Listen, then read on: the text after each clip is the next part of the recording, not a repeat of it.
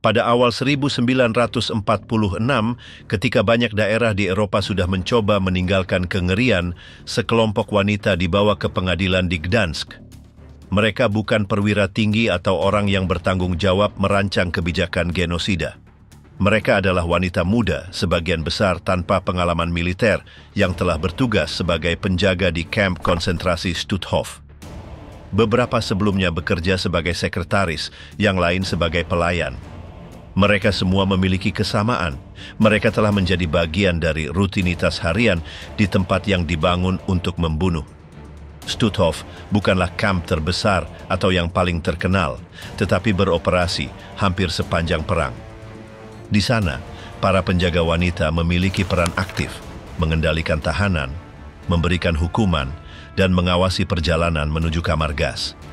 Ketika kamp dibebaskan, beberapa ditangkap, diadili di depan umum, dan digantung di depan ribuan orang dalam salah satu peristiwa paling simbolis pasca perang di Polandia.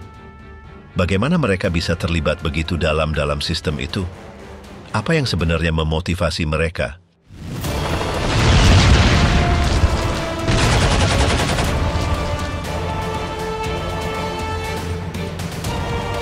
Asal mula teror. Stutthof, yang sejak awal digunakan sebagai tempat untuk mengurung para penentang Polandia, perlahan-lahan berubah menjadi pusat di mana orang-orang dieliminasi secara sistematis. Pada 1939, Stutthof dimulai sebagai tempat untuk menahan tahanan, tetapi seiring berjalannya waktu, Stutthof diperluas dan fungsinya berubah. Stutthof menjadi bagian penting dalam eliminasi terorganisir orang Yahudi, tahanan Soviet, dan kelompok lain yang ditandai sebagai musuh. Krematorium ditempatkan di sana, peralatan gas dipasang, dan semuanya disesuaikan untuk membuat kontrol lebih efektif. SS bertugas memilih personel yang tidak hanya mematuhi perintah, tetapi juga bersedia menggunakan kekuatan tanpa ragu. Seiring dengan kebutuhan sistem akan lebih banyak orang untuk menjaga ketertiban, mereka mulai mengintegrasikan wanita dalam pekerjaan tersebut. Mereka bukan asisten kantor. Para penjaga wanita ini dilatih dengan teknik untuk menganiaya, menundukkan, dan menghancurkan psikologis para tahanan. Beberapa bahkan memimpin seluruh blok. Misalnya, Gerda Steinhoff yang berusia 23 tahun memimpin ratusan tahanan wanita. Agresi menjadi rutinitas. Teriakan, pemukulan, dan bahkan pembunuhan adalah hal biasa. Stutthof bukan hanya tempat dengan kondisi yang mengerikan. Stutthof adalah ruang di mana kekerasan menjadi bagian dari sistem. Angka-angka berbicara sendiri. Lebih dari 110.000 orang melewati tempat itu dan hampir 65.000 tidak selamat, baik di dalam kamp maupun dalam perjalanan paksa.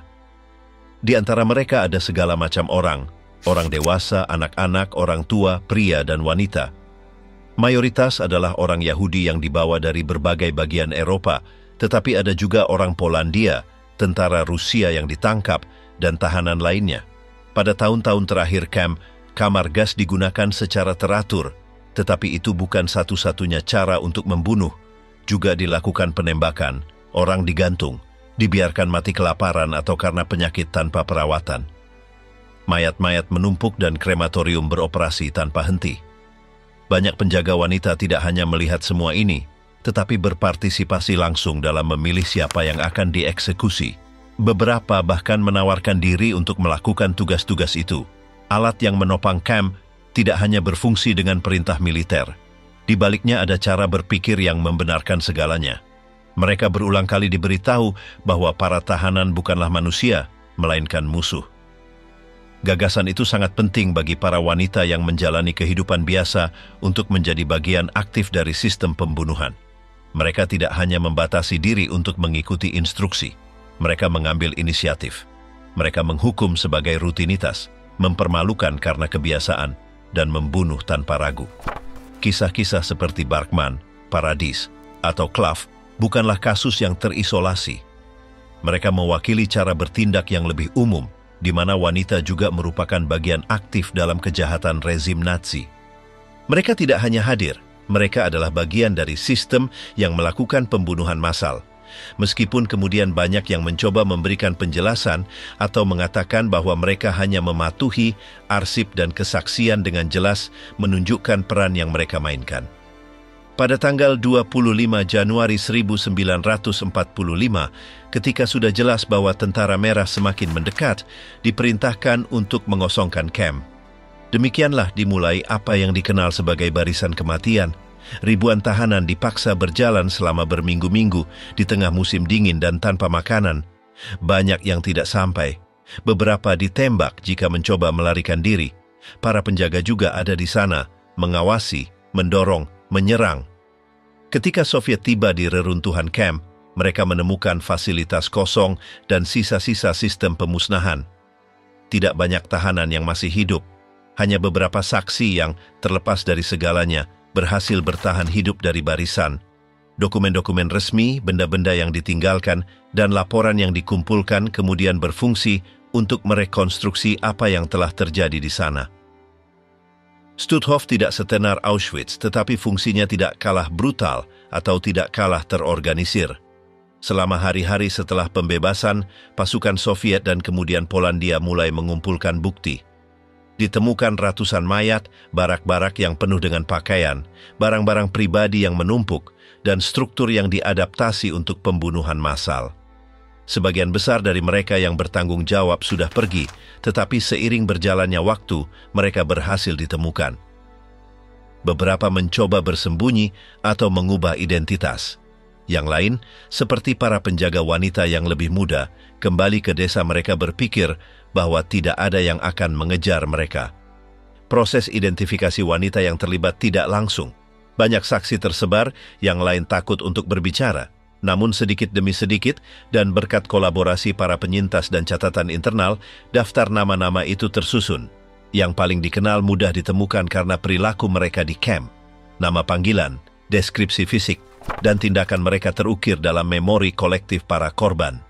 Sepanjang 1945 dan 1946, administrasi Polandia dengan dukungan Soviet menyelenggarakan serangkaian pengadilan di Gdansk, sebelumnya Danzig.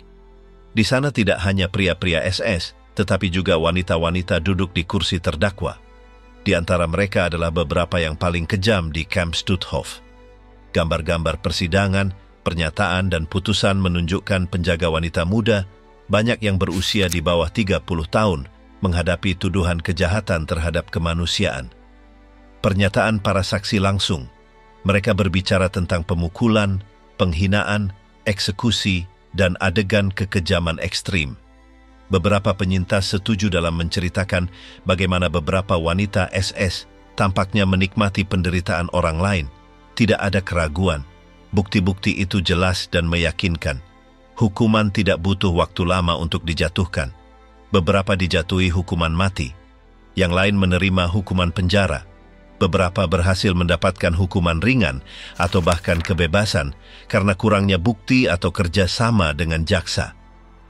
Persidangan itu menutup babak gelap kamp, tetapi juga membuka diskusi yang berlanjut hingga hari ini. Bagaimana wanita semuda itu berpartisipasi dalam mesin seperti itu? Apa yang membuat mereka bertindak dengan kekerasan seperti itu? Apakah mereka hanya algojo atau juga diyakinkan oleh sistem? Yang pasti adalah bahwa Stutthof menjelaskan bahwa teror Nazi tidak hanya berwajah laki-laki. Rutinitas ketakutan di Stutthof. Herta Bote, Wanda Klaff, dan Ewa Paradis adalah beberapa wajah yang paling diingat dari apa yang terjadi di Stutthof, salah satu kamp yang paling jarang disebutkan, tetapi di mana kebrutalan terjadi setiap hari. Di sana ribuan orang, mayoritas Yahudi, mengalami situasi yang hari ini tampak mustahil. Wanita-wanita ini tanpa memandang usia atau apakah mereka ibu, wanita muda, atau petani menjadi algojo. Mereka memukuli tanpa henti, menghukum siapapun, dan tidak ragu-ragu untuk menganiaya anak-anak, orang tua, atau wanita hamil. Nyeri fisik, kehancuran mental, dan kamar gas bukanlah hal yang terisolasi. Itu adalah bagian dari kehidupan sehari-hari. Mereka tidak bertindak berdasarkan dorongan hati. Semuanya adalah bagian dari struktur yang dirancang dan diterapkan dengan dingin. Pada tanggal 20 Januari 1942, 14 tokoh kunci rezim Nazi bertemu di Berlin untuk menyesuaikan detail dari apa yang mereka sebut solusi akhir.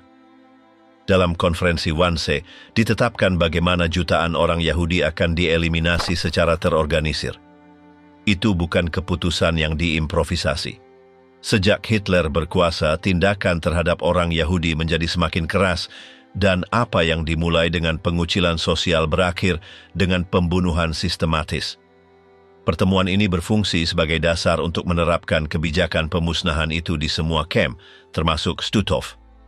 Dengan rencana itu berjalan, Nazi mendirikan kamp-kamp baru di Polandia yang diduduki, tempat-tempat di mana para tahanan akan hidup di bawah siksaan, kelaparan, dan ketakutan yang konstan. Beberapa kamp itu menjadi terkenal karena cara mereka memperlakukan orang. Mereka yang selamat menceritakan hal-hal yang hampir tidak dapat dibayangkan.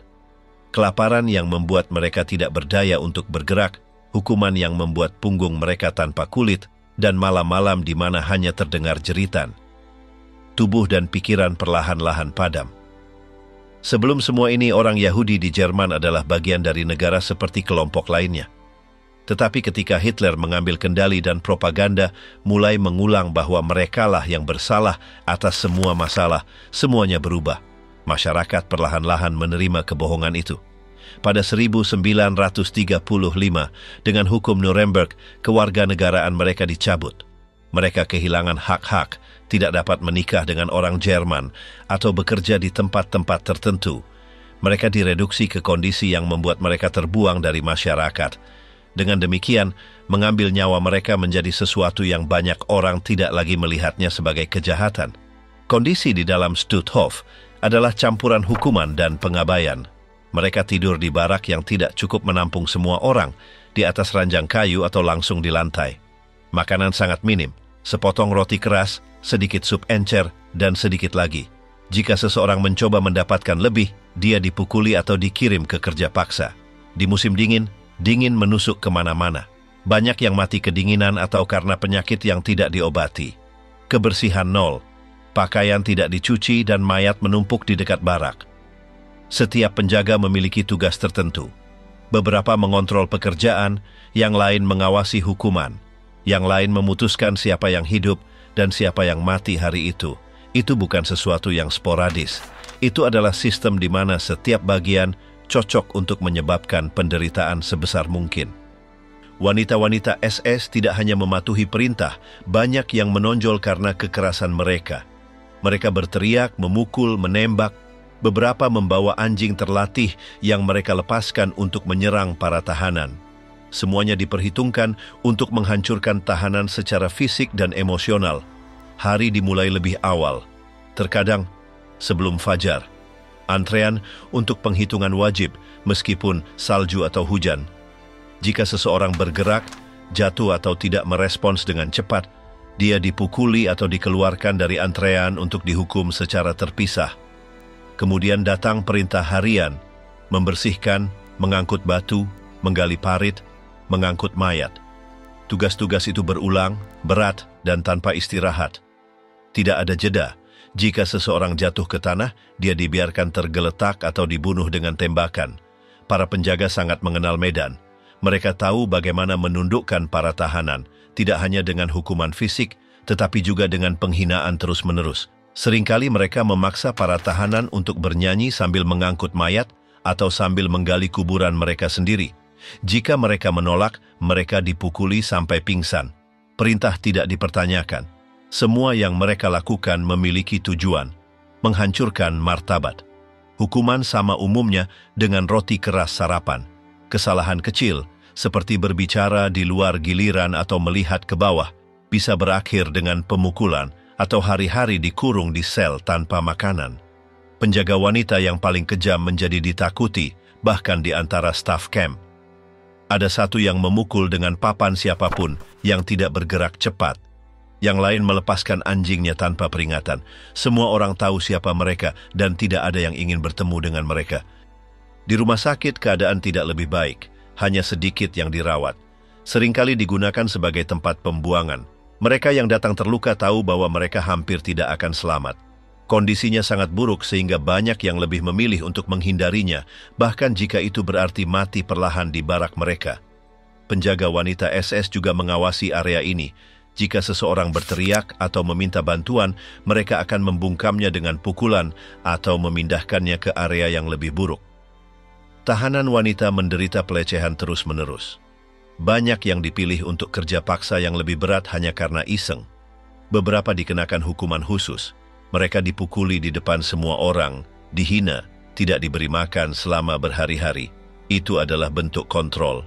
Yang lain dipaksa membersihkan dengan sikat gigi atau menghabiskan waktu berjam-jam berlutut di bawah hujan. Tujuannya jelas, menghancurkan kehendak. Meskipun demikian, beberapa tahanan mencoba melawan dalam diam.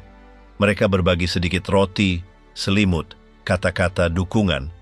Tetapi sistem itu dirancang untuk menghancurkan setiap isyarat kemanusiaan. Pengkhianat ada di mana-mana. Cukup satu kata untuk membuat seseorang berakhir di daftar hukuman. Ketidakpercayaan menyelimuti seperti kabut. Setiap hari adalah perjuangan untuk bertahan hidup tanpa terlihat. Teror terorganisir itu tidak muncul begitu saja. Itu diterapkan dengan aturan yang jelas, diulang berkali-kali. Hukuman, barisan, pekerjaan tanpa arti, semuanya adalah bagian dari rutinitas yang dirancang untuk melemahkan para tahanan hingga mereka hancur. Penjaga wanita bukanlah pelengkap, mereka adalah bagian penting. Tanpa mereka, sistem tidak akan berfungsi dengan cara yang sama. Mereka memukul, berteriak, memaksa, mengawasi. Mereka ada di setiap sudut camp. Begitulah cara kerja sehari-hari di Stutthof. Tanpa henti, tanpa istirahat, dengan rasa sakit sebagai norma. Apa yang terjadi di sana bukanlah improvisasi. Itu adalah mekanisme yang sangat terawat untuk menghancurkan mereka yang melewati gerbangnya. Dan banyak dari mereka yang membuat mekanisme itu berfungsi memiliki kepang, sepatu bot mengkilap, dan seragam yang mereka kenakan dengan bangga. Dari seleksi ke krematorium, kamar gas Stutthof bukanlah instalasi tersembunyi sederhana. Itu adalah langkah terakhir dari rutinitas yang dirancang dengan cermat. Di tempat itu, para tahanan tidak tiba secara improvisasi. Sebelumnya mereka telah melewati seleksi, daftar, dan hari-hari penuh kerja paksa yang tidak masuk akal. Itu adalah sebuah proses, sebuah mekanisme keputusan yang bervariasi dari kantor-kantor pemimpin Nazi hingga tatapan langsung seorang penjaga SS. Mereka, seperti atasan mereka, tahu persis apa hasil akhir bagi mereka yang ditandai dengan salib. Seleksi terus-menerus, terkadang tanpa peringatan. Mereka turun dari barak, menyusun tahanan, dan memilih. Kata-kata tidak diperlukan, sebuah isyarat sudah cukup. Yang terlemah, yang sakit, yang tidak bisa lagi berdiri, dipisahkan. Beberapa tahu apa yang akan terjadi. Yang lain masih berpikir bahwa mereka akan dikirim ke pekerjaan lain. Wanita-wanita SS berpartisipasi dalam seleksi ini tanpa menunjukkan keraguan. Mereka melihat dengan cepat, menunjuk dan beralih ke yang berikutnya. Kamar gas Stutthof secara resmi dipasang pada 1943. Meskipun metode lain telah digunakan sebelumnya seperti suntikan mematikan atau eksekusi, cara membunuh yang baru ini lebih efisien. Itu terletak di dekat krematorium, terpisah dari bagian camp lainnya. Di sana, di sebuah ruangan tanpa jendela, orang-orang yang dipilih dikurung.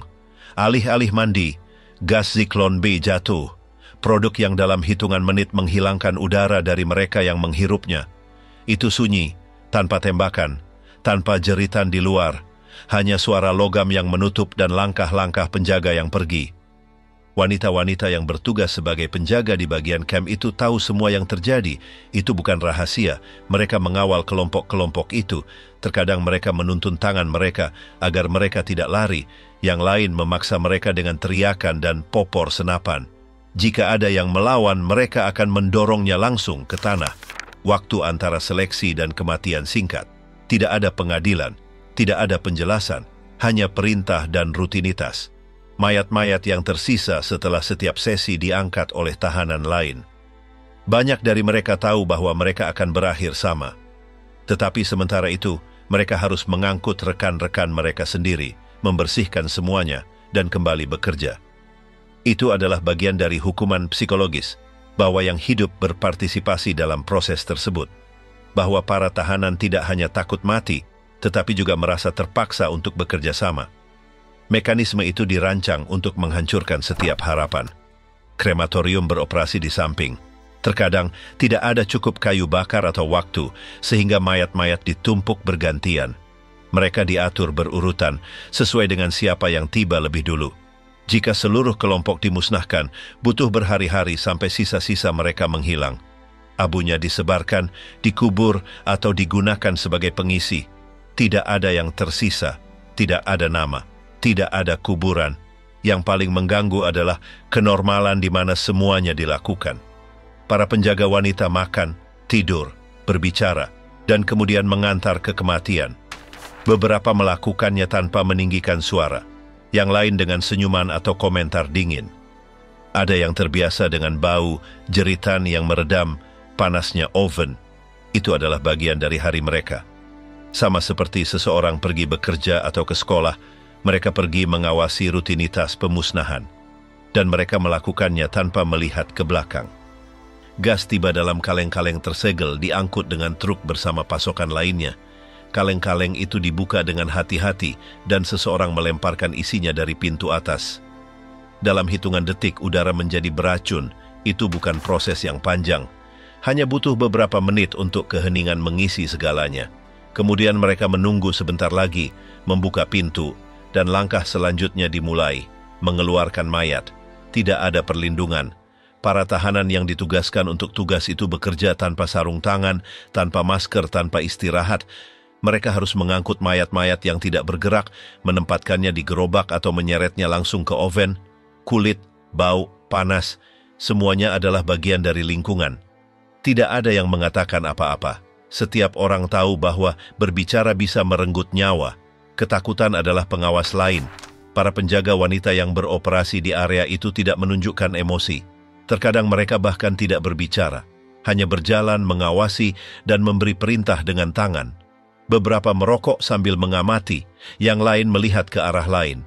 Rutinitas telah menonaktifkan reaksi manusia apapun. Itu bukan lagi seseorang yang sekarat. Itu adalah angka lain yang harus menghilang. Oven tidak berhenti, beroperasi sepanjang hari. Ketika kayu bakar langka, metode improvisasi dilakukan. Mayat-mayat yang lebih kurus didahulukan. Mereka ditempatkan berlapis-lapis. Dicampur dengan kayu, dengan kain, dengan apapun yang ada. Tujuannya adalah agar api tidak padam. Terkadang, asap hitam menutupi seluruh camp. Lain kali, angin menyeretnya ke arah barak, dan para tahanan tahu apa yang sedang terjadi.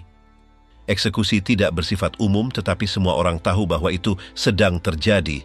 Cukup dengan melihat pergerakan di area krematorium, asap keheningan yang datang setelahnya. Para tahanan menghitung ketidakhadiran, giliran yang terlewat, nama-nama yang tidak lagi terdengar. Semuanya adalah bagian dari logika yang kejam. Setiap fase dipikirkan, dari kedatangan kereta api hingga eliminasi akhir. Yang paling mengejutkan adalah bagaimana para penjaga wanita cocok dengan sistem itu. Mereka bukan hanya penonton, mereka ada di sana, setiap hari. Beberapa bahkan membantu memuat, yang lain memberi sinyal untuk menutup pintu.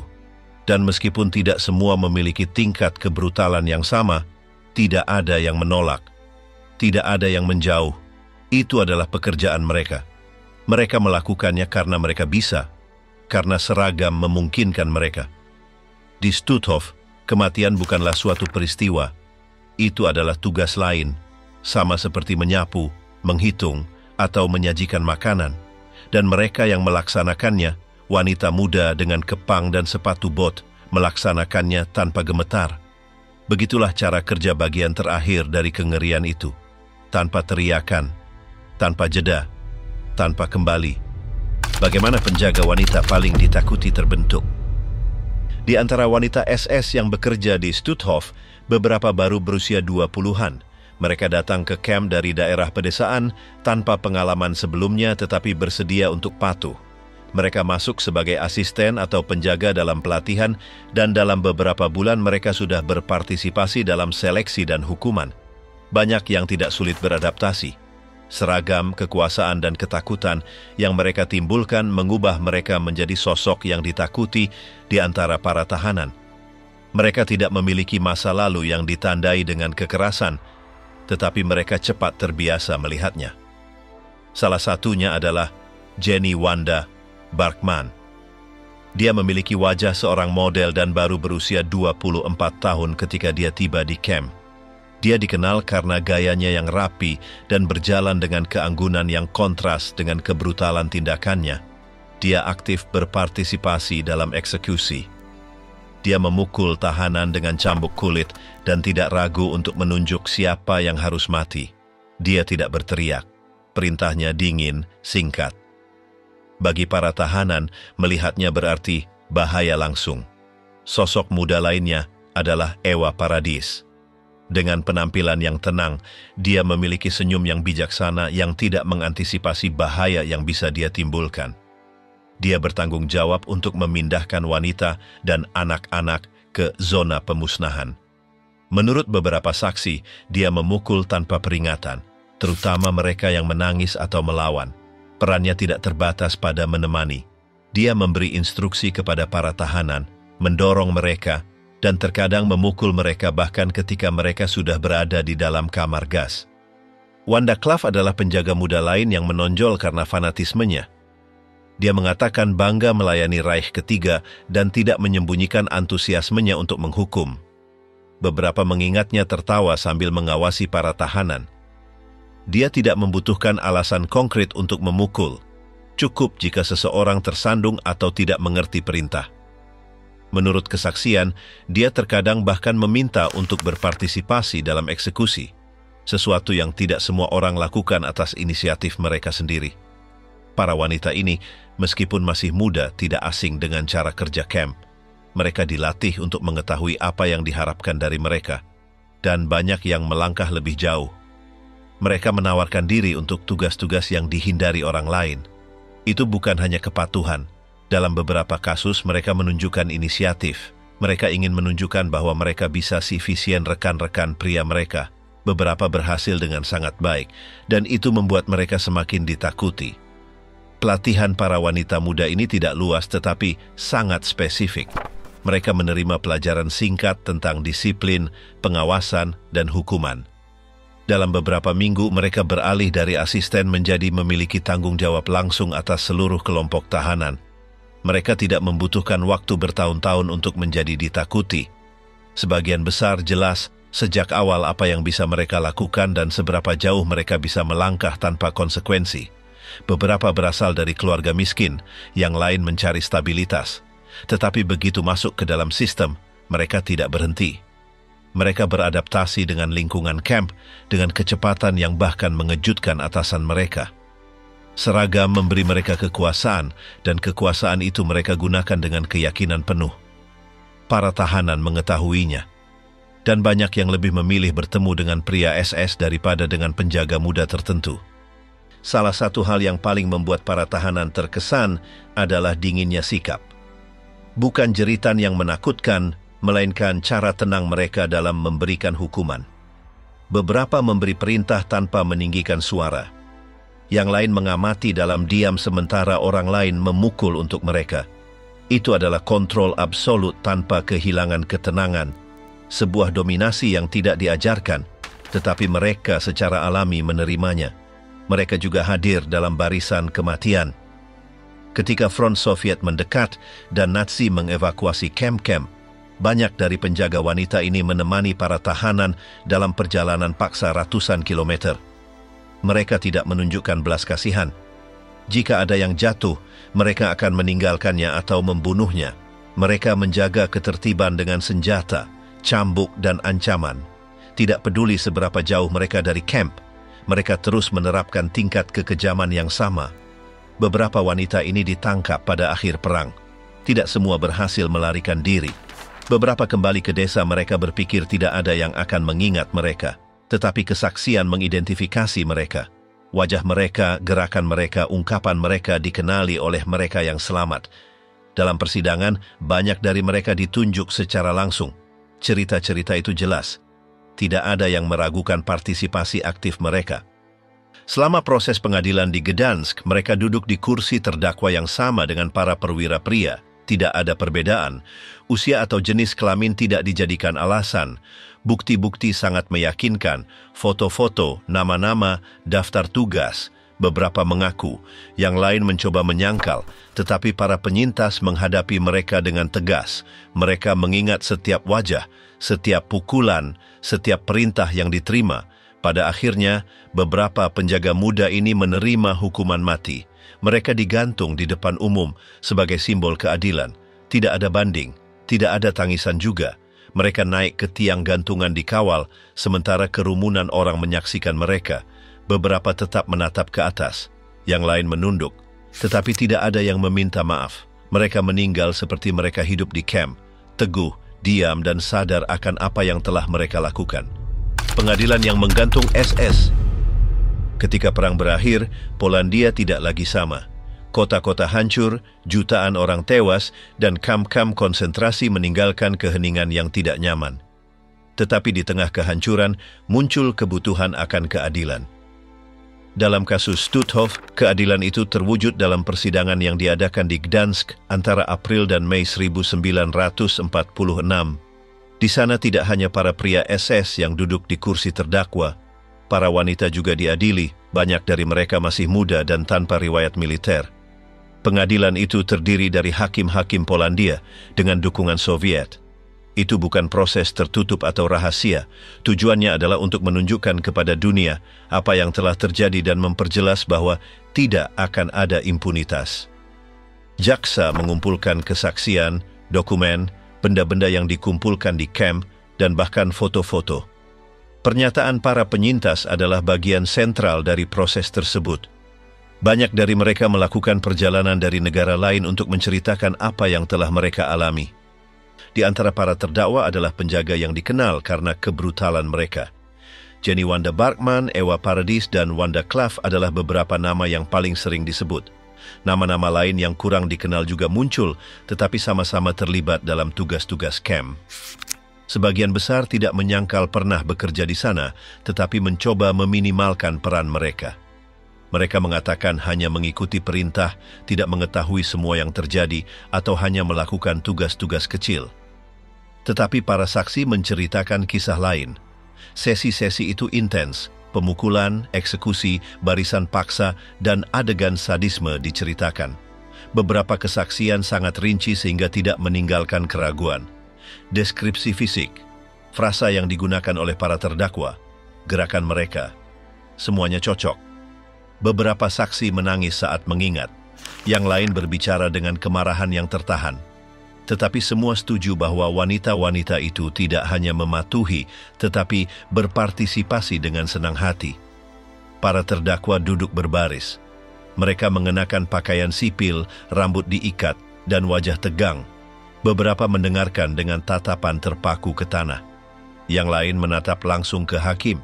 Tidak semua menunjukkan sikap yang sama. Beberapa tampak menyesal. Yang lain menantang. Tetapi tidak ada yang menyela. Mereka tahu bahwa nasib mereka telah ditentukan. Hukuman maksimal ada di atas meja. Putusan dijatuhkan tanpa penundaan. Bagi beberapa penjaga wanita, hukumannya adalah hukuman gantung. Pengadilan memerintahkan agar eksekusi dilakukan di depan umum. Struktur darurat dipasang di alun-alun Gdansk. Penduduk setempat berbondong-bondong datang. Mereka ingin melihat dengan mata kepala sendiri mereka yang telah memegang kekuasaan mutlak di kamp-kamp. Sekarang tunduk pada putusan hukum. Gambar-gambar tiang gantungan tersebar di seluruh negeri. Itu adalah pesan langsung. Tidak ada yang akan luput dari hukuman. Jenny Wanda Barkman adalah salah satu yang pertama naik ke tiang gantungan. Dia tetap tenang sampai akhir. Dia tidak menangis. Dia tidak berbicara. Dia hanya berjalan dalam diam dan menaiki tangga. Ewa Paradis mengikutinya. Dia sedikit terhuyung, tetapi dia juga tidak berteriak. Wanda Klaff sebaliknya menggumamkan beberapa kata sebelum tali dikencangkan. Para saksi mengingat momen itu sebagai penutup yang diperlukan, bukan balas dendam, melainkan tanda keadilan yang ditegakkan. Para algojo adalah anggota administrasi Polandia yang baru. Tidak ada dari mereka yang menunjukkan keraguan. Upacara berlangsung cepat. Tidak ada jeda atau pidato. Hanya nama-nama yang dibacakan dengan lantang, langkah kaki yang mantap, dan napas terakhir. Para wanita itu tergantung di tali sementara penonton terdiam. Kemudian, perlahan-lahan, kerumunan bubar. Secara keseluruhan, 11 orang dieksekusi pada hari itu. 9 pria dan 2 wanita lagi, selain 3 penjaga wanita yang disebutkan. Semua telah bekerja di Stutthof atau di subcampnya.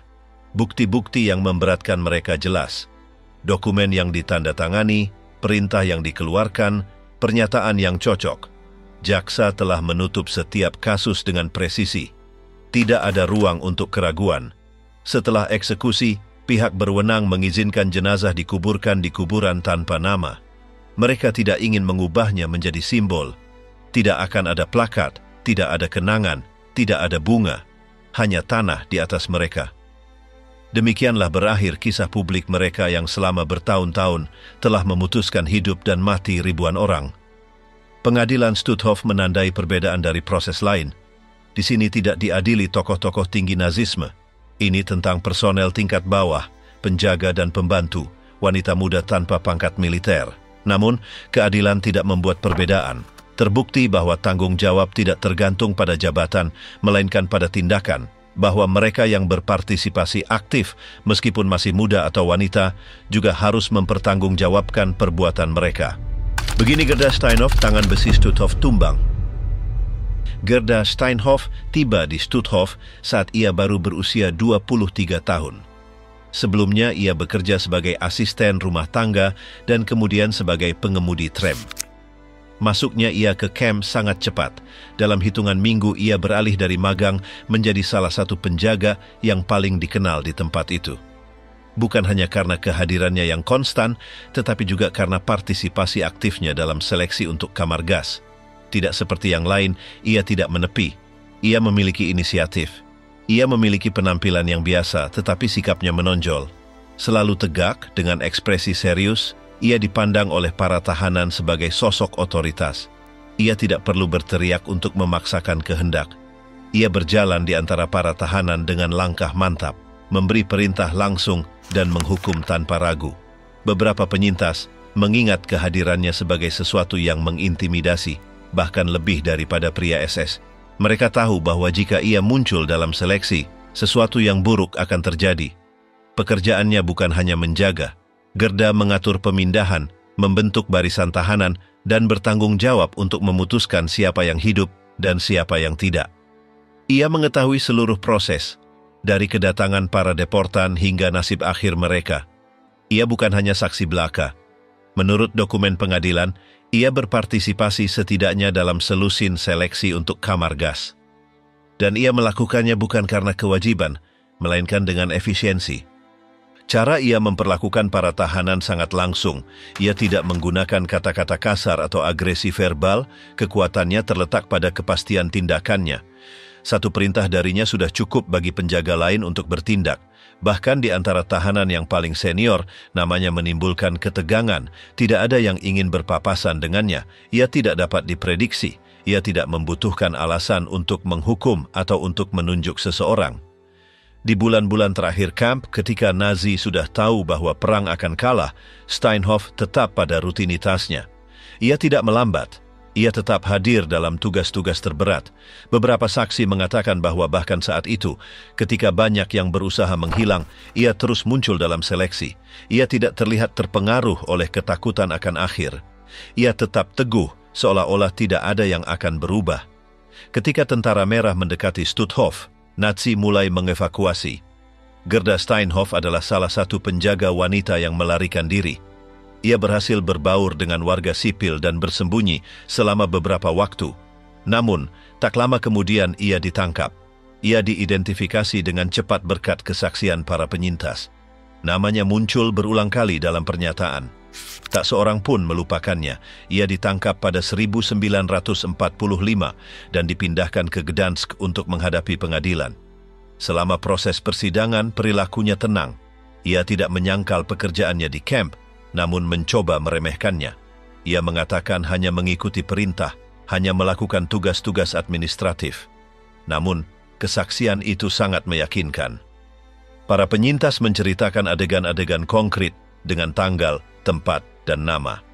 Gerda telah berada di sana. Ia telah memilih orang-orang untuk mati. Ia telah memberikan perintah yang berakhir di kamar gas. Seorang saksi menceritakan bagaimana Steinhoff menunjuk dengan tangannya kepada mereka yang akan dipisahkan.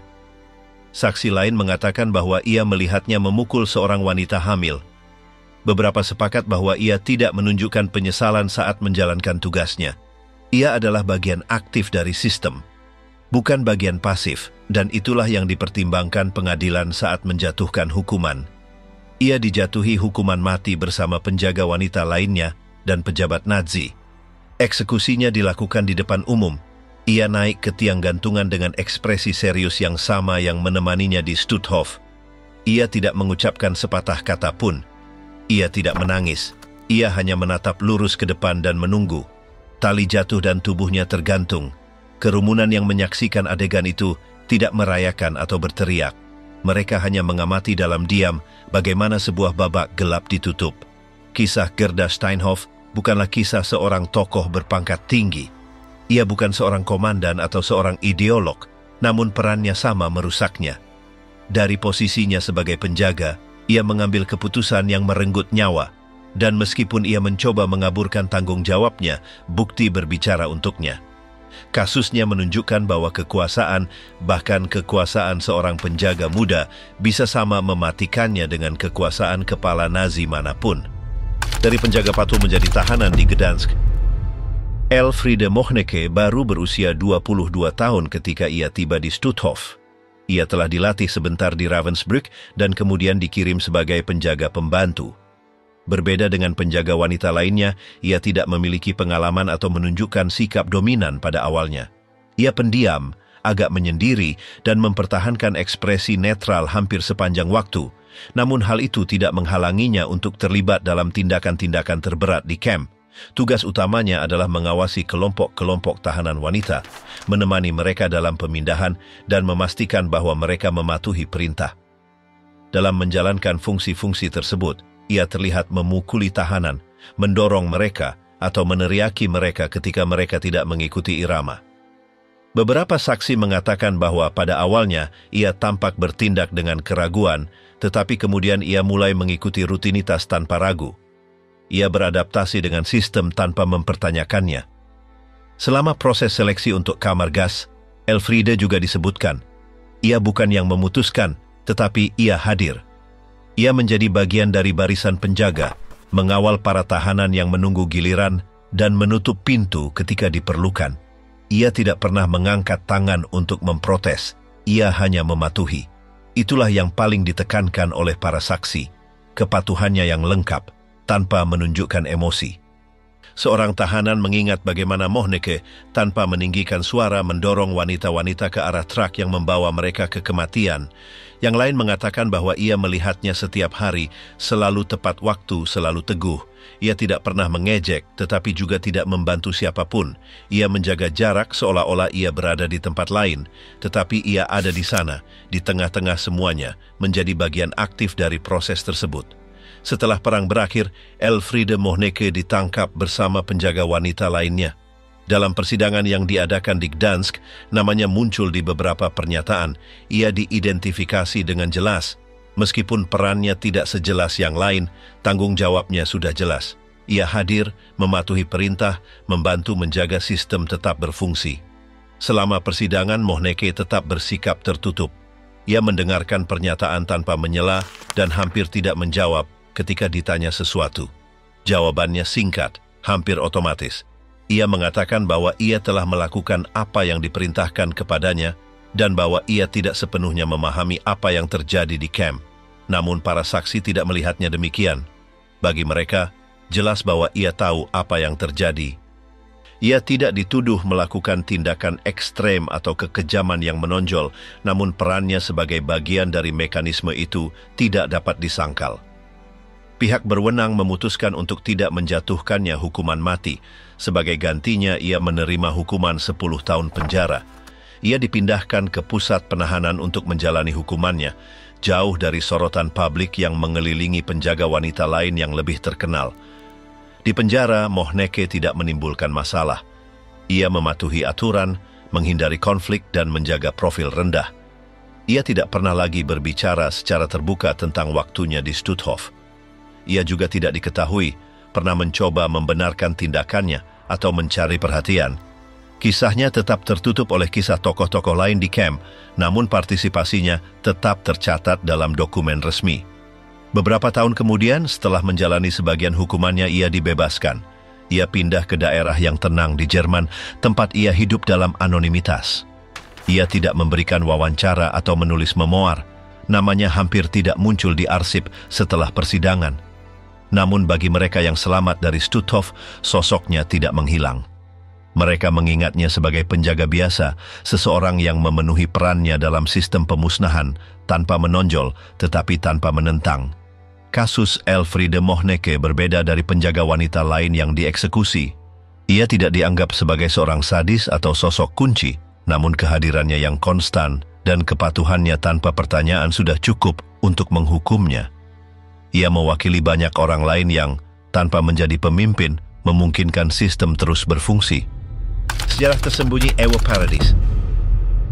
Ewa Paradis lahir pada 1920 dan bekerja sebagai pelayan sebelum bergabung dengan staf Stutthof. Ia tiba di camp ketika berusia sekitar 24 tahun dan dengan cepat mengambil peran aktif sebagai penjaga wanita. Berbeda dengan wanita lain yang tidak menonjol, Ewa dengan cepat mendapatkan reputasi karena sikapnya yang tegas dan keterlibatannya dalam tugas-tugas pengawasan. Namanya mulai sering muncul dalam kesaksian para tahanan wanita. Ia bukanlah sosok otoritas tertinggi di dalam camp, namun ia memiliki kendali atas area-area tertentu dan mengawasi penjaga wanita lainnya. Dalam kisah-kisah mereka yang selamat, namanya dikaitkan dengan kekerasan dan sikap dingin. Ia tidak ragu untuk mengangkat tangan, meneriakkan perintah dengan nada tegas, dan berpartisipasi dalam barisan tahanan yang dipilih untuk dibunuh. Meskipun ia tidak membuat keputusan akhir, ia melaksanakan perintah tanpa keberatan. Sebuah kesaksian mengatakan bahwa Ewa melakukan pemeriksaan pribadi terhadap para tahanan wanita, memaksa mereka telanjang dalam cuaca dingin, dan meneriaki mereka jika mereka tidak segera patuh. Seorang tahanan wanita lain mengingat ia berjalan dengan cambuk yang tergantung di ikat pinggangnya. Meskipun ia tidak selalu menggunakannya, kehadirannya saja sudah cukup untuk menegakkan disiplin. Wanita-wanita yang bekerja di dapur camp juga menyebut namanya. Mereka mengatakan bahwa ia datang untuk memeriksa kuali, dan jika ia menemukan penyimpangan dalam pembagian makanan, ia akan menerapkan hukuman. Selama seleksi, Ewa tidak tinggal diam. Beberapa kali ia terlihat mengawal kelompok-kelompok yang menuju kamar gas atau menuju kereta pemindahan. Perannya adalah memastikan semuanya berjalan lancar tanpa perlawanan. Ia tidak meninggikan suara, tetapi ia memiliki kehadiran yang kaku. Ia berjalan di antara barisan dan mengamati tanpa berkedip. Jika ada yang keluar dari barisan, ia akan mendorongnya kembali tanpa ragu. Pada bulan-bulan terakhir operasi Stutthof, ketika kemajuan tentara merah sudah dekat, Paradis adalah salah satu yang tetap di posisinya. Ia tidak menghilang, tidak meminta transfer, atau menunjukkan rasa takut. Ia terus menjalankan tugasnya hingga hari-hari terakhir camp. Konsistensi itulah yang paling dihargai sebagai bukti selama persidangannya. Ketika ditangkap, Ewa Paradis tidak melakukan perlawanan. Ia dibawa ke Gdansk, tempat ia menghadapi dakwaan bersama penjaga wanita camp lainnya. Selama persidangan, perilakunya tegas.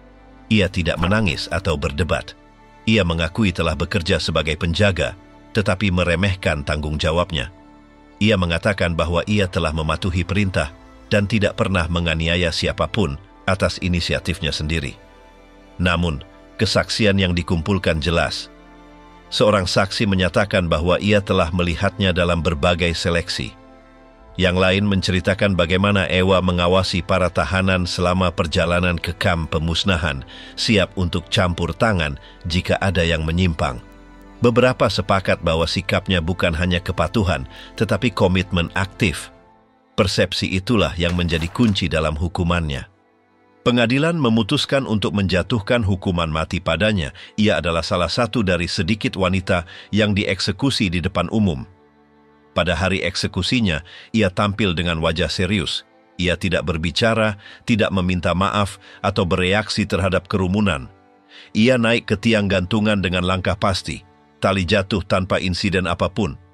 Mereka yang menyaksikan tindakan itu mengatakan bahwa semuanya terjadi dalam keheningan total. Setelah itu, namanya tercatat bersama tokoh-tokoh camp lainnya. Ia tidak sepopuler Barkman atau Steinhoff, tetapi ia juga tidak dilupakan. Kisahnya mewakili banyak penjaga yang, tanpa menduduki pangkat tertinggi, berpartisipasi langsung dalam pengoperasian camp. Wanita-wanita yang tidak merancang perintah, tetapi melaksanakannya tanpa menentang. Ewa Paradis tidak meninggalkan surat atau pernyataan terakhir. Ia tidak mencoba membersihkan citranya atau menyangkal fakta. Sosoknya tetap membeku dalam dokumen persidangan dan dalam ingatan mereka yang melewati Stutthof. Ia adalah salah satu dari banyak dalam rantai pengawasan yang tidak membutuhkan teriakan untuk mematikan, dan akhirnya menutup halaman lain dari babak kelam itu. Penjaga paling pendiam di kamp. Elisabeth Becker lahir pada 1923 di Neutyk. Selama masa mudanya ia bekerja sebagai juru tulis dan kemudian direkrut untuk menerima pelatihan sebagai penjaga di Ravensbrück. Dengan usia baru 21 tahun, ia ditugaskan ke Camp Stutthof, tempat ia mulai melakukan tugas-tugas pengawasan. Penampilannya yang pemalu dan tenang kontras dengan fungsi yang ia jalankan. Ia berada di Stutthof hanya beberapa bulan, tetapi waktu itu cukup untuk membuatnya terkait dengan aktivitas pemusnahan. Ia terlihat beberapa kali dalam seleksi dan dalam tugas-tugas kontrol. Meskipun tidak agresif secara terbuka, ia menjalankan perannya tanpa berdebat. Ia mengawasi para tahanan wanita, mengendalikan antrean, dan menemani kelompok-kelompok yang dipilih ke truk. Banyak saksi mengingatnya karena wajahnya yang muda dan sikapnya yang pendiam. Berbeda dengan penjaga wanita lain yang lebih terkenal, Becker tidak menonjol karena berteriak atau memukul. Kekuasaannya terletak pada pemenuhan setiap perintah secara diam-diam. Ia berjalan di antara para tahanan tanpa mengubah langkah, tetapi dengan tatapan terpaku. Para penyintas mengatakan bahwa ia tampaknya tidak menikmati pekerjaannya, tetapi ia juga tidak menghindarinya. Ia mengikuti protokol dengan cermat. Ketika perang berakhir, Elisabeth kembali ke kotanya dan mencoba untuk tidak terlihat. Ia tidak berpikir ada yang akan mengingatnya. Tetapi laporan-laporan sekutu dan daftar personel Stutthof membantu melokalisasinya. Ia ditangkap pada 1945 dan dibawa ke pengadilan bersama 9 wanita lainnya. Dalam kelompok itu juga ada Steinhoff, Paradis, dan Barkman. Selama persidangan, Elisabeth adalah salah satu dari sedikit yang menyatakan penyesalan. Ia mengatakan bahwa ia bergabung dengan camp tanpa mengetahui apa yang akan ia alami dan bahwa ia merasa terjebak dalam sistem yang tidak bisa ia tinggalkan. Pembelaannya mencoba menunjukkan bahwa ia tidak memiliki kekuasaan nyata, bahwa ia hanya mematuhi. Tetapi para saksi bersikeras, ia ada di sana membantu menjaga ketertiban, menjadi bagian dari mesin. Pengadilan tidak terpengaruh oleh citranya yang tenang atau kata-kata penyesalannya. Mereka menganggap bahwa, meskipun waktunya di Stutthof singkat, ia telah terlibat dalam kejahatan camp. Perannya sebagai penjaga wanita, kehadirannya dalam seleksi, dan dukungan logistiknya sudah cukup untuk menjatuhkan hukuman. Ia dijatuhi hukuman mati bersama penjaga wanita lainnya. Pada hari eksekusi, Elisabeth tetap tenang. Ia mengenakan pakaian sederhana dan naik ke tiang gantungan dalam diam. Ia tidak meminta belas kasihan atau mengucapkan kata-kata terakhir. Ia hanya menunggu. Ketika tali jatuh, kisahnya berakhir seperti banyak wanita lain yang telah menjadi bagian dari sistem Nazi tanpa menonjol di depan umum, tetapi dengan tindakan yang meninggalkan bekas pada mereka yang selamat. Setelah kematiannya, kasusnya tercatat di antara eksekusi termuda dalam persidangan Stutthof. Ia baru berusia 22 tahun ketika dieksekusi. Namanya tidak muncul di berita utama seperti yang lain, tetapi dalam arsip partisipasinya jelas.